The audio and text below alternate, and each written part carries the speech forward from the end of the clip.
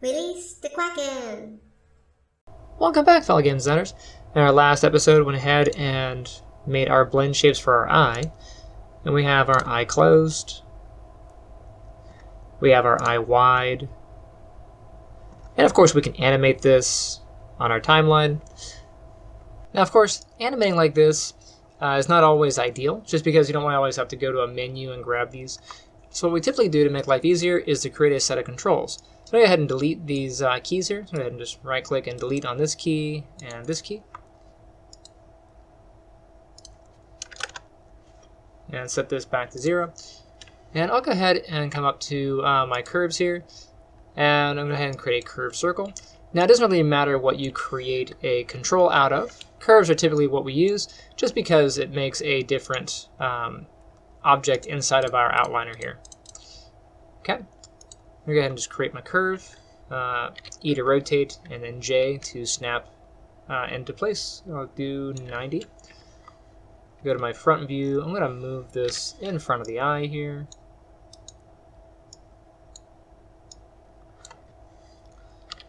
Scale it.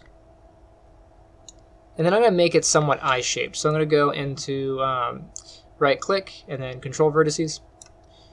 And I'll grab these ones down here. I'll just scale them flat. And then I'll move them sort of up. And that creates a bit of an eye shape. Go into object mode here. That looks pretty good. And I'm going to move it into a position right about there. I think that's pretty good. I'm going to call this upper eyelid. Control. And jump into my perspective view just to see where this is going to sit. It's pretty good. Let's go ahead and hide the other objects here. Go ahead and select those. I'll press H to hide them.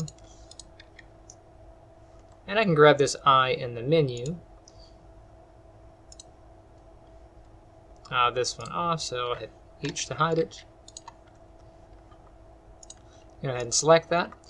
Let's go ahead and freeze its transforms from Modify, Freeze Transforms. And we'll clear the history on that.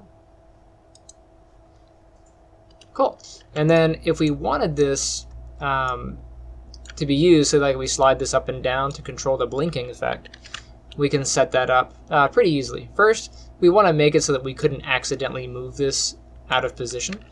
Pretty easy. We're going to jump into the attributes and come down to the first tab here. This is our main object.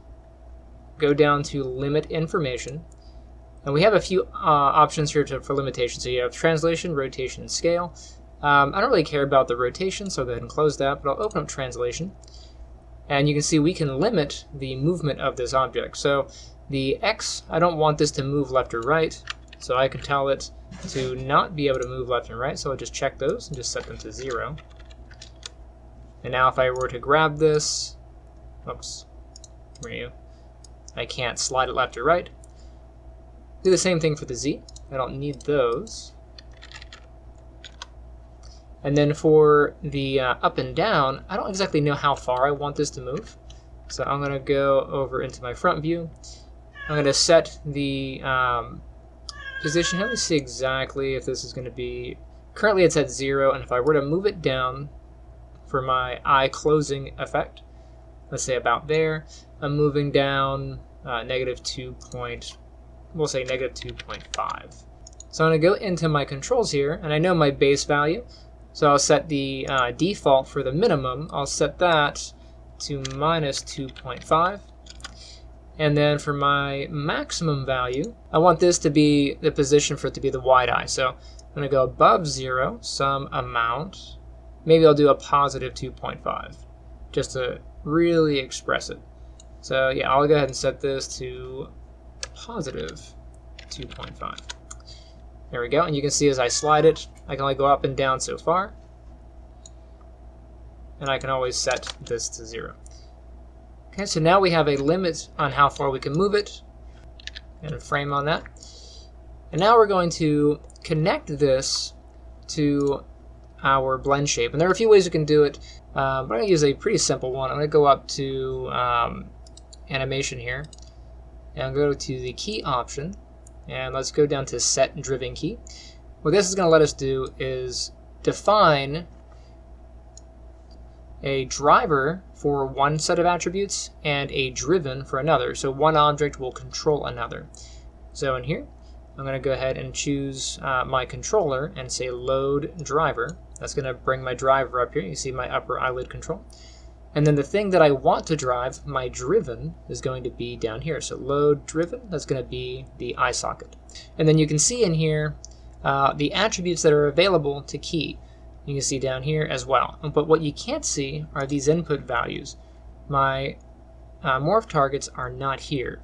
So what we got to do is come over to your face, make sure you have your face selected. Come down to your morph targets, and then in here you have the close and the wide values here. Hold control and then right click on it. And you can see we have the option here, set driven key. Just make sure you select it. Now grab them both, hold control and then right click, and then set driven key. It's going to pull those in, and you can see now we have these here. We did, of course, lose our driver. I'm going to go ahead and get my control again, and I'll load the driver again. Okay. Now all I want to do is associate the translation for the Y with the open and closing of these two values. So I'm going to set this to 0. Select my morph targets. I'm going to make sure that these are both 0. Come into here. Select my controller, and then the attribute that I want to associate. So I want to use my Y translate. And then down here, I'm going to choose my morph targets, and I want to choose the properties that I want to associate. So I want both of these. And now we have this option to key. I'm going to go ahead and do that, and you'll see we have these little blue tick marks. That means these are now being driven by this controller.